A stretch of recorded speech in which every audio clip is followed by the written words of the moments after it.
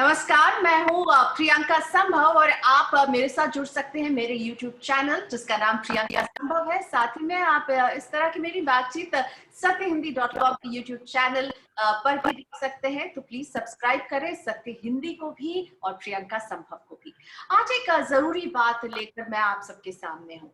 बच्चे और तनाव। तनाव से हम सभी घिरे हुए हैं, लेकिन जब परिवार में घर के सदस्यों में तनाव रहता है और इसका असर बच्चों पर क्या पड़ता है, उन्हें कैसे हैंडल करना चाहिए, उन्हें क्या बताना चाहिए, क्या नहीं बताना चाहिए। और इसको आज करने का मकसद मेरा ये था, India tomorrow conversation with future political leaders में प्रियंका गांधी वाड्रा की एक बातचीत छपी है, इंटरव्यू छपा है, जिसमें उन्होंने बताया है कि जब उनके हस्बैंड पर, उनके परिवार पर भ्रष्टाचार के आरोप लग रहे थे, तब उन्होंने सबसे पहला काम ये किया था कि वो अपने 13 साल के बेटे रेहान के पास जाकर के उन्होंने सारे पेपर्स, ट्रांजैक्शन के डिटेल्स अपने बेटे से शेयर की थी, उसे बताया था, क्लैरिटी दी थी कि क्या हो रहा है और क्यों हो रहा है। साथ में टीवी डिबेट्स और इन्फोर्समेंट डायरेक्टरेट की लंबी चौड़ी जब पूछताछ चल रही थी, उसमें भी बच्चे अपसेट हो जाते थे और उन्होंने कहा कि मैंने उनसे कभी कुछ छुपाया नहीं, उन्हें मैं सब कुछ बताती रही।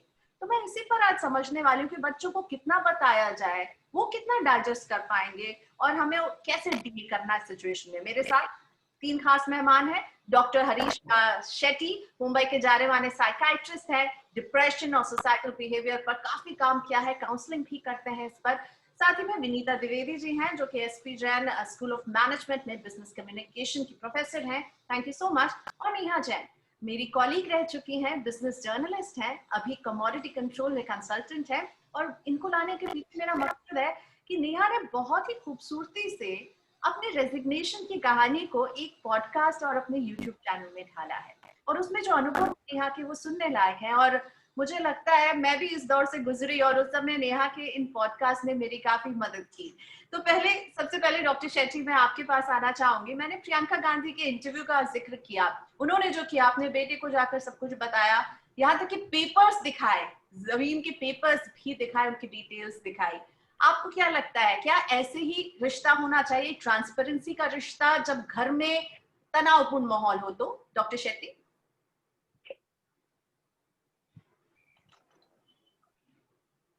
सॉरी सर, आपकी आवाज नहीं आ रही सर, यू आर म्यूट। बिल्कुल सही है, और ये बच्चों को बताना बहुत अनिवार्य है, जरूरी है। पर साथ साथ में याद रखना कि बच्चे खूब प्रश्न पूछेंगे, बहुत प्रश्न पूछेंगे, और प्रश्नों का उत्तर देना सबसे महत्वपूर्ण है। कुछ प्रश्नों के उत्तर आपके पास नहीं होगा, और यदि प्रश्नों के पास उत्तर नहीं होगा तो कहिए कि मेरे पास इसका उत्तर नहीं है। परंतु सच में जो है, ये बहुत ताकत होती है। यदि कोई गड़बड़ हुआ है और किया है तो ये भी बताना चाहिए। यदि कोई रूल्स का ट्रांसग्रेशन हुआ, यानी कानून को यदि फॉलो नहीं किया है, तो ये भी बताना चाहिए। जब ये बताते हैं तो एग्जिस्टेंशियल प्रश्न बच्चे पूछेंगे, पापा ऐसे तुमने क्यों किया, पापा इसका ऑल्टरनेटिव क्या है। साथ साथ में आजकल के बच्चे बड़े एग्रेसिवली पूछेंगे। मैं जब था छोटा तब हम माँ बाप के सामने कतराते थे, हाथ जोड़ते थे, और समझो कुछ हुआ गलती शेयर्स में या कहीं, तो हम कहते थे डैडी क्या हुआ। आजकल के बच्चे सीधा कहते हैं daddy you have no brains. तो ये पचाने की ताकत माँ बाप में होना चाहिए। जब ये कहते हैं इसका मतलब प्यार गया ऐसा भी नहीं है, इसका मतलब आदर या रिस्पेक्ट नहीं है ऐसा भी नहीं है। ये एक स्टाइल है स्पष्ट पूछने का, और इसमें प्यार भी है। तो प्रश्नों का उत्तर नंबर 1, सभी चीज बताना, उत्तर नहीं है तो कहना नहीं है। और माफी मांगने की भी ताकत माँ बाप में होना चाहिए बच्चों के साथ, तब बच्चे उससे सही तरह से इंटीग्रेट करेंगे। बच्चे भी माँ बाप को माफ कर सकते हैं, साथ साथ उनको ताकत भी दे सकते हैं, साथ साथ उनके साथ खड़े भी हो सकते हैं। Never underestimate a child, the simplest minds are the most profound. Confidence में लेना। और डॉक्टर शेट्टी ने बहुत अच्छा कहा, बताना तो बहुत आसान है, लेकिन वो जो सवाल पूछेंगे उनका जवाब देना, और उसी ऑनेस्टली से, जिस ऑनेस्टली से आपने बात रखी है, वो देना जो है वो मुश्किल होगा। क्योंकि ठीक है, आप बच्चे वो नहीं है जो सिंपल सवाल पूछते हैं, बहुत कॉम्प्लिकेटेड सवाल पूछते हैं। विनीता जी, मैं आपके पास आना चाहूंगी, आप अपने आप को अनम्यूट कर लें और बच्चों के सवालों का जवाब देना, डॉक्टर हरीश शेट्टी कह रहे हैं, बहुत इंपॉर्टेंट है।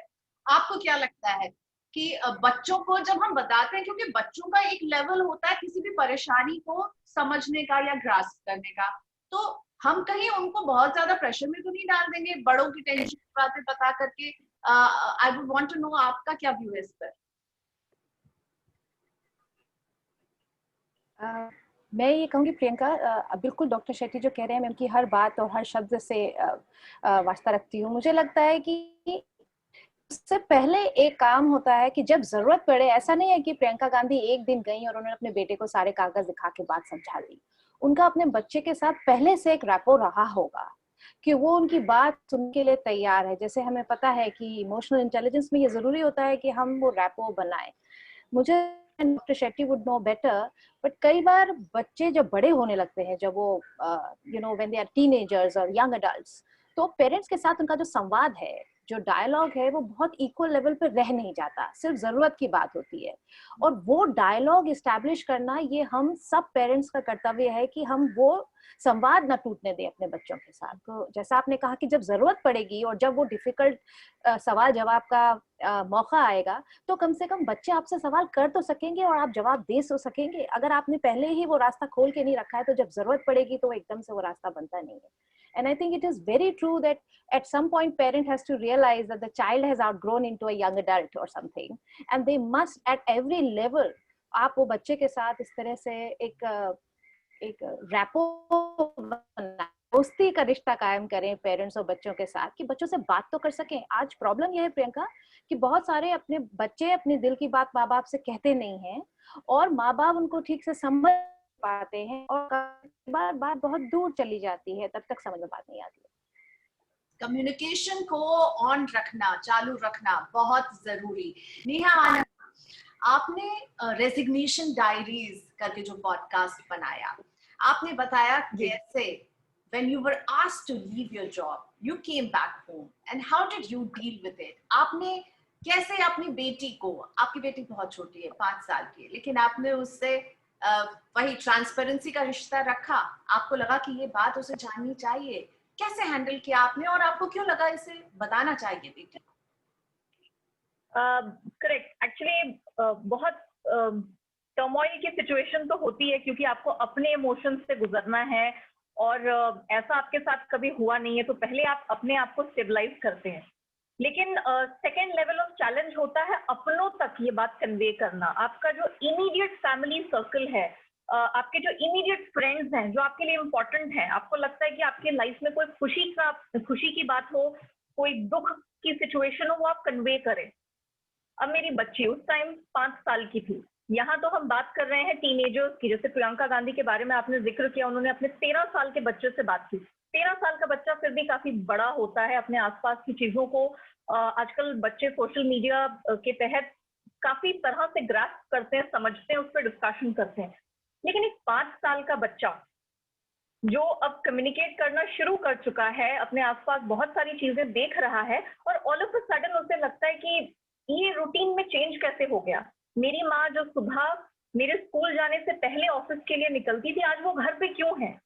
तो उसको 2 ही चीजें समझ में आती थी। एक ये कि माँ जब बीमार होती है तब शायद घर पे रहती है, या फिर कोई काम होता है तो छुट्टी लेके रहती है।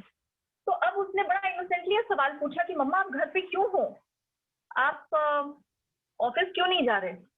उस वक्त मेरे मन में ख्याल आया 5 साल की है, चलो ये कह देते हैं कि आज तबीयत ठीक नहीं है। लेकिन ये सवाल अब रोज रोज आएगा, तो आप कितने समय तक बच्चे को ये बोलोगे कि आप बीमार हो, आज आपका कोई काम है? तो on day 1 only I decided कि नहीं, यहाँ पर झूठ नहीं बोलना। लेकिन ये चैलेंज था कि क्या एक 5 साल का बच्चा ये समझ पाएगा कि माँ को रेजिग्नेशन देना पड़ा। तो मैंने डिसाइड किया कि उसके लेवल पे आकर ये उसे बताया जाए कि देखिए बेटा, मम्मी अब ऑफिस नहीं जाएंगी, लेकिन मम्मा कुछ और करेगी। तो वहां उसके सवाल का जवाब उसे मिल गया कि अच्छा, ये चीज अब मुझे पता चल गई कि मम्मा ऑफिस नहीं जाएगी, तो अब आगे क्या करेगी? तो ये जो चीजें थी, और जैसे डॉक्टर शेट्टी ने भी मेंशन किया कि सवाल आते रहेंगे, क्योंकि उनके दिमाग में ढेरों सवाल होते हैं। तो एक बार उसने सवाल किया, देन डे 2, मम्मा आप क्यों नहीं जा रहे हो? किस वजह से नहीं जा, why are you not going? अब वो व्हाई, तो I had to tell her कि I am not working with that company. आप क्यों नहीं उस कंपनी के साथ काम कर रहे हो? तो कहा कि अब मेरा काम वहां पर नहीं है। एंड अच्छा, अगर अब आपका काम वहां पर नहीं है तो अब आपका काम क्या है?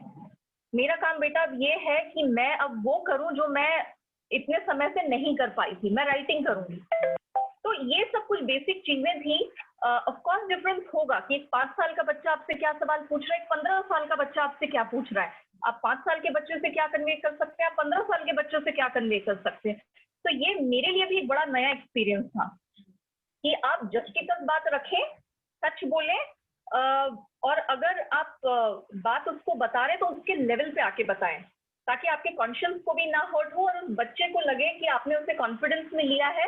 और ये उसके लिए भी एटीट्यूड बिल्डिंग की बात होगी कि आगे जाते हुए ये कहते हुए कि मेरे पेरेंट्स ने मेरी रिस्पेक्ट की और मेरे से अपनी बात शेयर की। तो मुझे लगा ये जरूरी है क्योंकि ये उसके बिल्डिंग ईयर्स हैं और यहाँ पे वो एटीट्यूड बनाएगी जिंदगी को लेकर, लोगों को लेकर। Absolutely. Dr. Shetty is clapping for you, Neha, and I think बहुत जरूरी है रेस्पेक्ट देना बच्चों को।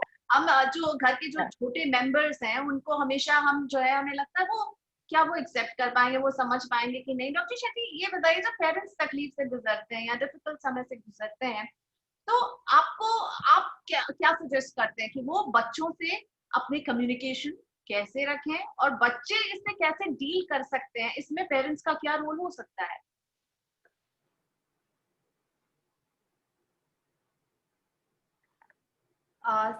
आपकी आवाज रुक गई सर, एक बार अनम्यूट कर लीजिए अपने आप को। विनीता जी और नेहा जी ने जो बताया ये बिल्कुल सही है। और एक सॉफ्टवेयर हम बच्चों में इस उम्र में डाल सकते हैं, 5 साल की उम्र में, शेयरिंग बैड न्यूज अर्ली। माँ बाप जब आपस में अपने बैड न्यूज खुल के शेयर करते हैं और हंसते हैं कि मैंने बहुत बड़ी गलती की, मुझे जॉब से निकाला गया, मैं अभी जो भी है, तब ये बच्चों के साथ ये कर सकते हैं। नहीं तो नहीं, अचानक उठ के आया कि मुझे बच्चे से ये प्रोग्राम के बाद कहेंगे, बच्चों को जाके कहना है, तो ये ऐसा नहीं होगा। नंबर 2, आजकल जॉब सबके जा रहे हैं। 4 प्रकार के लोग हैं। एक अपने आप को हरकुलिस समझते हैं, मुंह फुला के घर के अंदर बैठते हैं। अरे घर में सभी को पता है, तुम्हारे शब्दों से वो आपको एनालाइज नहीं करते, तुम्हारे हाव भाव से आपको एनालाइज करते हैं। सेकंड जो है, ऐसे व्यक्ति जो सुबह जाते हैं ऑफिस में, एक्टिंग करते हैं और फिर वापस आते हैं, अरे सबको पता है यार, तुम्हारे चेहरे देख के पता चल। थर्ड, जो बहुत गालियां देते हैं, अभी तुम्हें ये मैगी नहीं ऑर्डर करो, पिज्जा बंद, पता है तुम्हें मेरा जॉब चला गया है।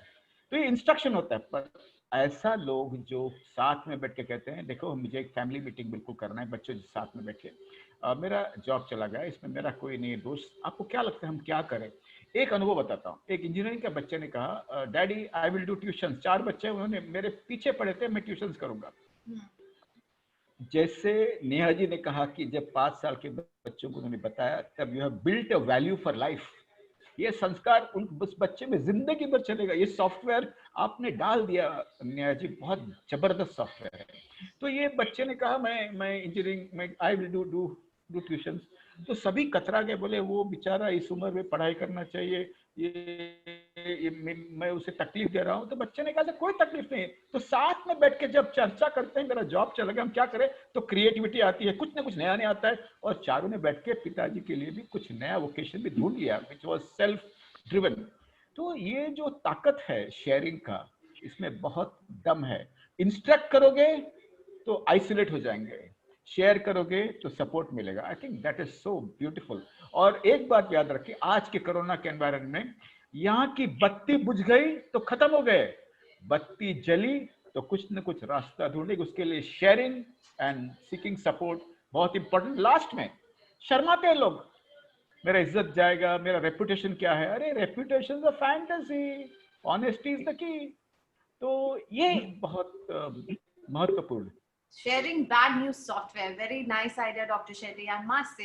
विनीता जी, आप काफी यंग एडल्ट से इंटरेक्ट करती हैं, आपने क्या महसूस किया है?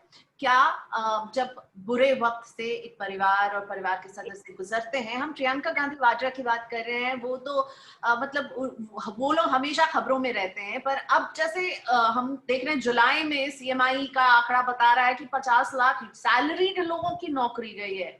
अब ये जो सैलरीड लोग जब नौकरी खोते हैं और इन्हीं के बच्चे आपके जैसे इंस्टीट्यूट्स में पढ़ते हैं, तो do you see a change in their behavior and you think कि उस behavioral change को sort of to take it in the right direction is very important और कहीं ना कहीं वो मिस हो जाता है?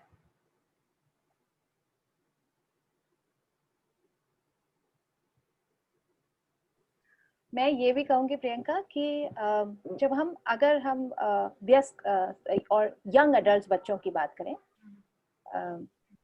जैसे 18 से 25 इयर्स ओल्ड टाइप बच्चे जो हैं, जो अभी अपनी पूरी तरीके से अपने पैरों पर खड़े नहीं हैं, लेकिन काफी हद तक दुनिया को, समाज को समझते हैं, तो मैं एक कॉन्ट्रेरियन व्यू देने की कोशिश कर रही हूँ कि पेरेंट्स को ये समझना चाहिए कि बच्चों की अपनी भी कुछ समस्याएं हो सकती हैं, पहली चीज। और वो they are also going through lots of struggle. ये जो भले नौकरी न गई हो पर उनको नौकरी न लग, वो बहुत भारी है। और जब आप यंग होते हैं तो आपकी टेंशन एक 45-50 ईयर ओल्ड से ज्यादा होती है, क्योंकि उन्होंने जिंदगी जी नहीं है, उन्हें लगता है मेरी तो जिंदगी स्टार्ट होने से पहले ही लड़खड़ा सी रही है। तो उस समय माँ बाप को थोड़ा ज्यादा ध्यान देने की जरूरत है। Doctor Shetty, I don't know what you think, पर मुझे ऐसा लगता है कि ये समय माँ बाप के लिए दोनों तरफ से भारी है।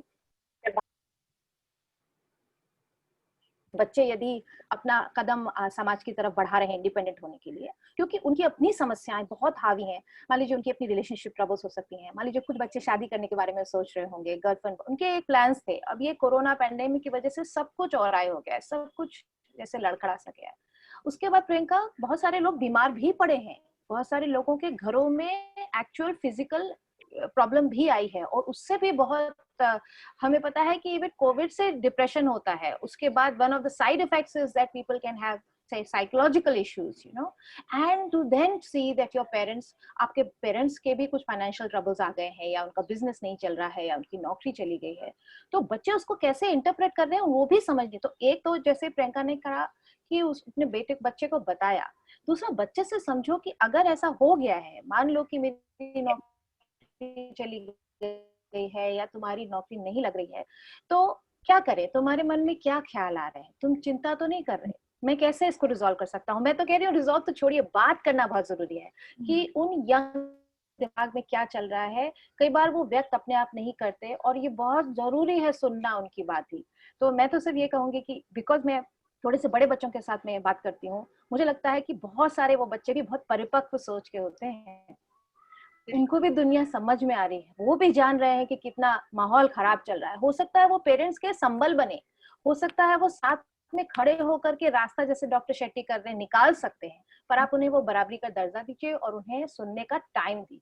कम्युनिकेशन इज द की। बराबरी जो है नेहा ने दी, 5 साल की बेटी को भी उसने बराबर का भागीदार माना, समझाया, और मुझे लगता है नेहा ये करके आप इनफैक्ट ज्यादा हल्की हो गई होंगी, क्योंकि जब आप उसके सवालों का जवाब दे रही होंगी तो उसे भी अब बातें समझ में आ रही होंगी, और वो अब उसके सवाल आपके लिए उतने कठिन नहीं होते होंगे, मुझे लगता है। प्रियंका, इसमें मैं 2 चीजें और ऐड करना चाहूंगी।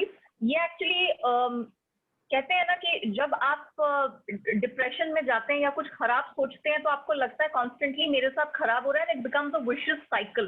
तो मुझे लगता है ना कि ये जो पॉजिटिव थिंकिंग भी है ना, अगर हम इसमें भरोसा रखें तो ये भी एक सर्कल की तरह आपको बहुत फायदा दिला सकती है। तो मैंने वो डे 1 पे ही डिसाइड कर लिया था कि मैं अपनी बेटी को उसके लेवल पे उसे जो कुछ समझ में आता है बताऊंगी।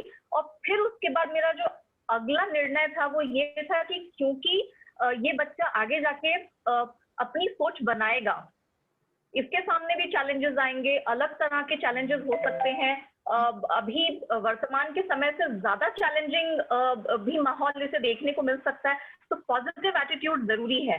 तो इसमें मुझे जो ख्याल आया वो ये था कि टेलीविजन इंडस्ट्री में as a news anchor, as a reporter, हमारे ऊपर बहुत बंदिशें थी। आप जानते हैं कि हम बहुत प्लेटफॉर्म पर अपनी बातें अलग तरह की बातें एक्सप्रेस नहीं कर पाते थे। काफी मॉनिटर किया जाता था हमारे सोशल मीडिया को कि हम कुछ अलग से तो नहीं कर रहे। तो ये चीज थी कि मैं शुरू से आई वॉज अ पोएट। मैंने किताबें उस पर छापी, लेकिन मैं खुल के लिख नहीं पा रही थी during you know the television time. तो तब मुझे ये ख्याल आया, जब मेरी बेटी रिपीटेडली मुझसे पूछती थी कि अगर आप ऑफिस नहीं जाओगे तो क्या करोगे, then I started making a plan. She actually encouraged me. तो फिर मैंने ये डिसाइड किया कि अब जो जो चीजें मैं नहीं कर पाती थी वो सब मैं करूंगी और इसको बताऊंगी, and she will be my diary. तो एवरी डे जब मैं इसको स्कूल से पिक करती थी, तो वो जो 5-10 मिनट का रास्ता होता था, when I walk her back, तो मैं बताती थी, बेटा आज मैंने जिम में ये वर्कआउट किए जो मैं कभी नहीं करती थी। बेटा आज मैंने ये नई रेसिपी ट्राई की। बेटा आज मैंने रेजिग्नेशन डायरीज है ना, उसका दूसरा एपिसोड लिखा, मैं तुम्हें सुनाऊंगी। I know she doesn't care, resignation का आर भी उसे नहीं पता है।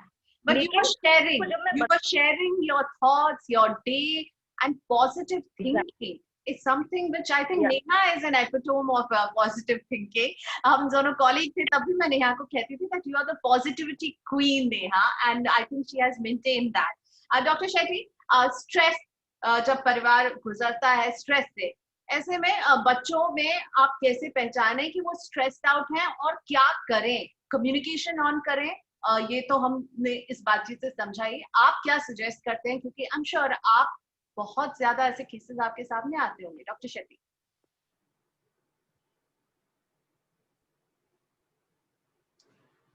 सो मे आई रिक्वेस्ट यू अनम्यूट कर लीजिए प्लीज। Sorry sir. बच्चे चुप हो सकते हैं, चिड़चिड़ाहट बहुत बढ़ सकती है, कम सोएंगे, बहुत ज्यादा सोएंगे, रात को नींद में चीख कर उठ सकते हैं, स्कूल जाने के लिए मना करेंगे या ऑनलाइन क्लासेस के लिए मना करेंगे, माँ को चिपक के सोएंगे, सर दुखता है ऐसे कहेंगे या पेट दुखता है ऐसे कहेंगे, खेलने के लिए इनकार करेंगे और पढ़ाई में अंक भी कम आएंगे, ऐसे कहेंगे मुझे भगवान के पास जाना है, मुझे कुछ अच्छा नहीं लगता है। और इसमें से कोई भी एक चिन्ह रहा, कोई भी एक चिन्ह, तो आप हाफिए मत, टेंशन मत लीजिए, प्रवचन मत दीजिए। सबसे बड़ी बात है मैं तेरे लिए मैं हूं, मैं तेरा फ्रेंड हूं। अरे तुम फ्रेंड नहीं हो, फ्रेंड्स और कोई, तुम पेरेंट हो। प्रवचन देना बंद कीजिए, साथ में जादू की झप्पी देके सो जाइए, सर पे हाथ फिराइए। और यदि हमने उसे लीस्ट थ्रेटनिंग एनवायरनमेंट दी तो बात आपसे कहेंगे। एक उदाहरण देता हूँ। एक बच्चे ने माँ को चिपक के, वो सोई थी, उसने कहा हम सब मर जाएंगे तो माँ रात को 1 बजे मुझे फोन की, देखा वो क्या बोलती है उसे, वो मैंने कहा डिप्रेशन में ये कंसर्न है, सुन लीजिए। ये सब विचार आते हैं, आपके साथ शेयर किया, इसका मतलब आपके साथ उनका रैपो अच्छा है, तो धीरे धीरे ये कम हो जाता है। परंतु बहुत ज्यादा समय रुकने की आवश्यकता नहीं है। यदि आपसे 2-4 दिन में यदि वो ब्रेक थ्रू नहीं मिलता है कि उसे अंदर से क्या होता है, क्योंकि बच्चे माँ बाप को नहीं कहते, they don't want to hurt their parents. तब स्ट्रेस हो या ना हो, स्ट्रेस का थोड़ी भी संकेत रहा या डाउट रहा, या स्ट्रेस हो या डिप्रेशन पता नहीं, तब अपने कुंडली दिखाने के लिए मत जाइए, नजदीकी साइकोलॉजिस्ट या साइकियाट्रिस्ट को जाके जरूर मिलिए। डॉक्टर शेट्टी, अभी विनीता मैम जो एक बात कह रही थी कि बच्चों की जिंदगी में भी अपने भी बहुत सारे स्ट्रेस होते हैं, स्पेशली जो 18 से 24 साल हैं, उनको ये दिखना है नौकरियां जा रही तो उन्हें अपनी नौकरी की चिंता भी हो रही होगी कि हमें मिलेगी कि नहीं, हम तो अभी पढ़ाई कर रहे हैं। और भी इमोशनल स्ट्रेस होते हैं, रिलेशनशिप्स को लेकर रहते हैं, वो जिंदगी को देख रहे हैं पहली बार और सारे स्ट्रगल्स देख रहे हैं। और कोरोना हम लोगों ने में से किसी ने कभी सोचा नहीं और देखा नहीं, तो ये सब देख रहे हैं। इन सब में कोई पेरेंट ये सोच सकता है कि वो ऑलरेडी बच्चा जो है वो अपनी जिंदगी में गुजर रहा है, हम उसे बताएंगे तो उसका दुख और टेंशन उसका बढ़ेगा क्या, ये सोच के माँ बाप छुपाते होंगे। तो क्या ये छुपाना सही है, आप क्या कहेंगे? उसमें अलग अलग पहलू हैं। एक तो यदि माँ बाप का स्वभाव ही है कि मेरा दुख लेके मैं ही जीऊंगा, मेरी तन्हाई, तो ये बड़ा गड़बड़ होती है। यदि फैमिली में आपस में खुल्लम खुल्ला बात करने की एक वर्च्यू है, शर्म हटा के खुल्ला कहने की वर्च्यू है, तो ये आसान होता है, नंबर 1। नंबर 2, सिर्फ फैमिली से ही इमोशनल नरिशमेंट नहीं मिलेगा, बच्चों को अपने फ्रेंड्स के थ्रू भी मानसिक शांति और उत्तर, समस्या के उत्तर भी मिलते हैं। परंतु फैमिली मीटिंग यदि होता रहा और माँ बाप खुल के बात करते रहेंगे, तब बच्चे अपने संकट घर में भी बताएंगे। और यदि हाथ का तपेला गिर गया माँ का, जब बच्चा कहता है कि मेरा ब्रेकअप हुआ, तो वो तपेला गिरा देती है, तो फिर बच्चे नहीं बताएंगे। 2-3 बातें हैं। एक तो बच्चे जब आके कहेंगे कि आई एम इन लव, प्रवचन देना बंद करना, शौक मत दिखाना, उसके प्यार को रिस्पेक्ट करना, एक्नॉलेज करना। आपकी सहमति नहीं होगी, ये बात अलग है। बच्चों में एक लूसिड पीरियड होता है जब वो आके सब कुछ कहते हैं। किचन के अंदर बच्चे आके सब कुछ कहते हैं। हॉरिजॉन्टल जब माँ बाप के साथ सोते हैं तो सब कुछ कहते हैं। ड्राइविंग जब एक बार माँ बाप, बच्चे, पिताजी या माँ जाते हैं, तो साइड में जब होते हैं तो कहने की हिम्मत बढ़ती है। वॉक के समय भी कहते हैं। तो ये लूसिड पीरियड के इंतजार करना, और उस समय एक वाक्य कहना, देखो मुझे कोई दिक्कत नहीं है, प्यार से, बट पढ़ाई भी करना, पढ़ाई और पहलवानी की उम्र निकल गई तो गई। दूसरी बात, अपना फैमिली, ये न्यूक्लियर फैमिली कभी नहीं है। आप न्यूक्लियर रहो पर आप जॉइंट हो, क्योंकि हर एक फैमिली में बच्चा किसी अंकल से, किसी आंटी से बहुत करीब से खुलकर बात करता है। इसका मतलब माँ अच्छी नहीं ऐसा नहीं, बाप बाप अच्छे नहीं ऐसा नहीं। नंबर 2 बहुत इंपॉर्टेंट है कि बच्चे एक एक बार माँ से रूठ जाते हैं। आइडियल यूटोपियन लाइफ नहीं चलता है और चुप हो जाते हैं। परंतु याद रखना, जैसे नेहा जी ने कहा, विंता जी ने कहा, respect of the child is very important. Love से ज्यादा respect is equal to love. तब साइलेंस भी बातचीत होती है। नहीं बोले तो साथ में टीवी देखते चुप रहे तो बातचीत होती है। परंतु यदि बच्चों के अंदर बहुत तकलीफ है और चुप हो गए, बहुत उदास हो गए, पढ़ना लिखना बंद कर दिए, तो आप इलाज करने की कोशिश मत करना। उस समय जैसे छाती दुखती है तब आप कार्डियोलॉजिस्ट के पास भागते हैं, मन दुखता है तो नजदीकी साइकोलॉजिस्ट या साइकियाट्रिस्ट के पास जाना चाहिए। आखिरी बात, पेरेंट्स जो है ये बच्चों से काउंसलिंग की अपेक्षा नहीं करना चाहिए। बार बार आपने आपके शो में कहा, मैंने बता दिया और फिर बच्चे ने मुझे कुछ अच्छा नहीं बताया, नहीं। शेयरिंग इज फॉर सपोर्ट, पर यदि बोझ बहुत रहा तो काउंसलिंग के लिए और भी लोग हाजिर है। नंबर 2, यदि बच्चे ने कहा कि मुझे प्यार है, तो कहना भाई प्यार है तो ब्रेकअप पचाने की भी हिम्मत होना चाहिए कि सेपरेशन और यूनियन, ये there are 2 sides of the coin. और पहला प्यार कभी टिकता नहीं है, बहुत कम परसेंटेज होती है। 22-23 साल के अंदर 2-3 ब्रेकअप तो हो जाता है। और मैं बच्चों को बार बार कहता हूँ, नेवर डाई फॉर अ गाय।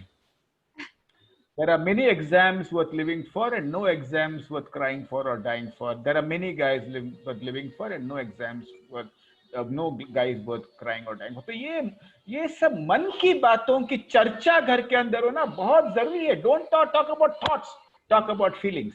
और यदि फैमिली में फीलिंग एनवायरनमेंट रहा तो सबसे अच्छा रहेगा। एडजेक्टिव का एनवायरनमेंट रहा, विशेषण का, कि तुम ऐसे हो, तुम वैसे हो, तुम्हें कोई शर्म नहीं है तो नहीं। और यदि ताने मारने का एनवायरनमेंट रहा तो फैमिली हेल्दी नहीं है।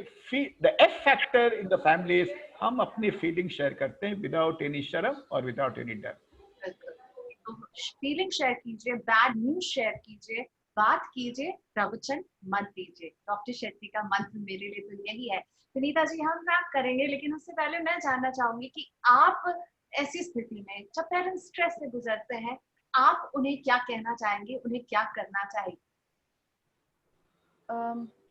स्ट्रेस का तो माहौल है प्रियंका, और बहुत सारे लोग तरह तरह के स्ट्रेस से गुजर रहे हैं। एक तो ये नौकरी जाने का या पैसा कम होने का stress, but in general I think corona pandemic से हम बहुत ज्यादा स्ट्रेस्ड हैं घर के अंदर रहकर, अपने पारिवारिक माहौल की वजह से, या सोच के। डॉक्टर शेट्टी तो बेहतर जानते होंगे, लोग पता नहीं क्या क्या सोच रहे हैं और कैसी कैसी भयानक ख्याल आ रहे हैं।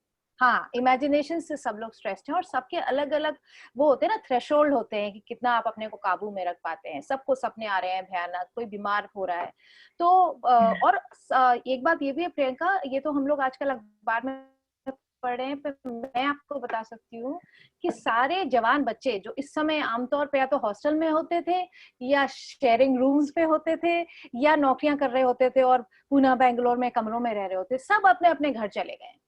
तो पिछले 4 महीने से यंग जवान बच्चे अपने माँ बाप के साथ रह रहे हैं, और ऐसे भी बच्चे प्रियंका जो मेरे ख्याल से 8, 9, 10 के बाद से बाहर थे, या बहुत सारे बच्चे जो 11, 12 से तो बाहर थे, हॉस्टल में थे। तो इस फर्स्ट टाइम कि पिछले 7-8 सालों से वो अब अपने पेरेंट्स के साथ इतना समय बिता रहे हैं। तो वो भी एक तरह से अपने आप में एक नया जिसे कहा जाए इक्विलिब्रियम बनाने की जरूरत है पेरेंट्स को। मैं ये कहने की कोशिश कर रही हूँ, पेरेंट्स को ये जरूरी है याद रखें कि ये बच्चा वो नहीं है जो 13 साल का था और क्लास 8 में पढ़ता था, और तब मैं उसको ऐसे, जैसे डॉक्टर साहब ने कहा कि मैं उसको ताने दे देती थी या ऐसे बात कर लेते थे था। अब वो बच्चा जवान है, उसकी अपनी एक जिंदगी है, उसकी अपनी एक सोच है। मेरे हिसाब से पेरेंट्स को ये रियलाइज करना चाहिए कि एक नया इक्विलिब्रियम तलाशें बच्चों के साथ में।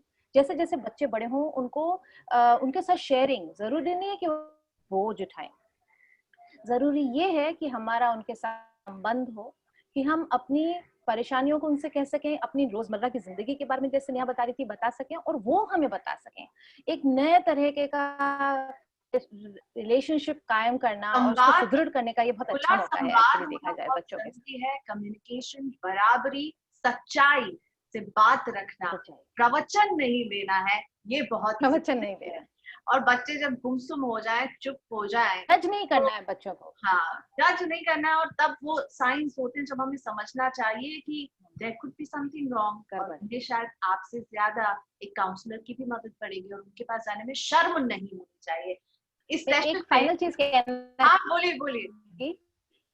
सॉरी, डॉक्टर शेट्टी ने जो कहा वो मुझे अभी इस वक्त मेरे दिल के बहुत करीब है। जो डॉक्टर शेट्टी ने कहा कि जैसे दिल में दर्द होता है या हमारे कोहनी में भी दर्द होता है तो हम फौरन डॉक्टर के पास भागते हैं ना, तो प्लीज मानसिक अवसाद को, किसी भी तरह की चुप्पी को, परेशानी को हल्के में ना लें। कोई भी पेरेंट अगर उन्हें लग रहा है जरा भी हमारा बच्चा अलग तरीके से बिहेव कर रहा है तो उसे डॉक्टर के पास ले जाएं, और ये बहुत जरूरी है। और लोग इसको बहुत अवॉइड करते हैं प्रियंका, आज भी इसको बहुत ही कम इंपॉर्टेंस दी जाती है इस बात।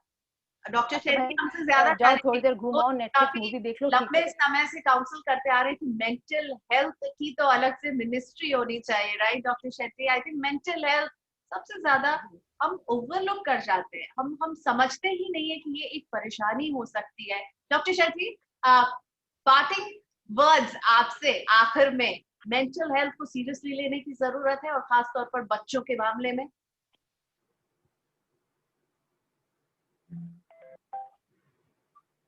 सर आपकी आवाज नहीं आ रही है।